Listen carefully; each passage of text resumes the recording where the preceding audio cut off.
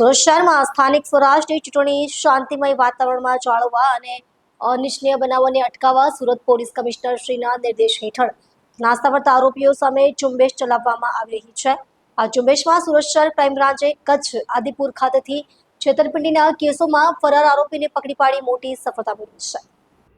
આરોપી ફેનિલ ઉર્ફે જગદીશ ઉર્ફે જગો સો પંકજભાઈ ઠક્કર વિરુદ્ધ હજીરા પોલીસ સ્ટેશનમાં ગુનો નોંધાયો હતો।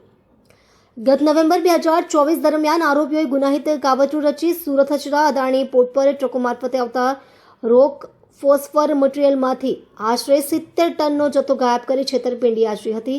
આ ગુનામાં આરોપી ફેનિલની સંડોવણી બહાર આવતા તે ધરપકડથી બચવા માટે નાસ્તો ફરતો હતો। ચોક્કસ બાતમીના આધારે પોલીસ ટીમે કચ્છ ગાંધીધામ આદિપુર ગજવાણી રોડ નાકોડાનગર ખાતેથી ફરાર આરોપીને ઝડપી લીધો હતો। આરોપી ફેનિલ વિરુદ્ધ ભારતીય નાગરિક સુરક્ષા સંહિતા 2023ની કલમ 72 હેઠળ ધરપકડ વોરંટ ઇસ્યુ થયેલ હતું। ક્રાઇમ બ્રાન્ચે આ વોરંટના અમલમાં આરોપીને પકડી પાડી હજીરા પોલીસ સ્ટેશને સોંપવાની તજવીજ હાથ ધરી છે।